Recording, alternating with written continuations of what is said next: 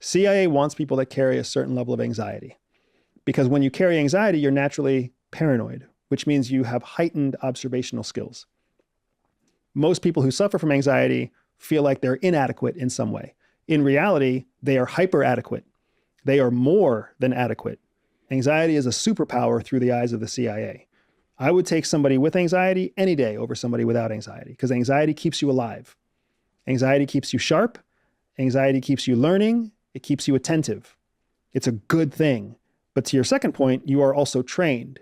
You are trained to understand how fear works. And like, to oversimplify it, your brain has two hemispheres, right? A left brain and a right brain.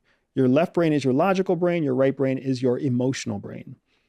Because you have two different hemispheres and they operate on two different bases, right? One is based in logic, one is based in emotions. They actually operate and they process at different speeds.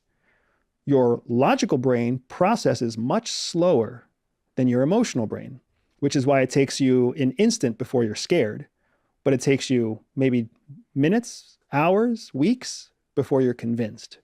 So what ends up happening is fear in an untrained person, going back to our conversation about trained versus untrained, in an untrained person, fear is an emotion that's processed by the emotional brain very quickly. So then they react instinctively to their fear. That's where a lot of people who suffer from anxiety get held back. When you can train someone to understand that the same thing that makes them emotionally scared is also being processed by their logical brain.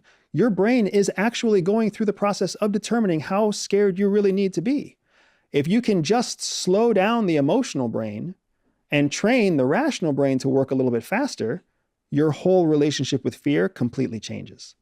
How do they train you to slow down your emotional brain so that you don't react? That's a big part of the reason why you have a controlled training environment that lasts for multiple months. Because what they do is they inoculate you. It's called stress inoculation. They inoculate you with scenarios designed specifically to trigger your emotional response. Even though you have been trained to not trust your emotional response, they inoculate you so that over and over again, you have to go through the process of, I feel fear, I have to not accept it. I feel doubt, I have to reject it. I feel like I'm being watched, I have to reject it. I have to give my rational brain a chance to catch up so that I can get objective facts about the scenario.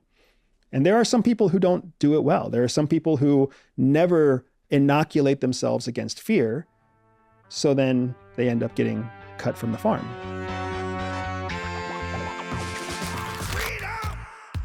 So fresh on me.